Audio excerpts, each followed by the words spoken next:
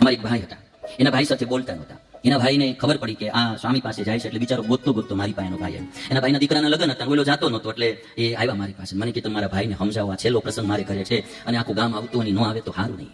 અને માણસો ટાઈમે જ પગ ફેરાવે. અમથા ભેગા બેન ચા પીતા હોય, લગ્ન ટાણો હોય, હું નહીં આવું. હવે તને વાંધો હું આવ્યો અટાણે, હું નહીં પ્રસંગ બગાડવું મૂળ. મેં ઓલા ભાઈને સમજાવ્યો.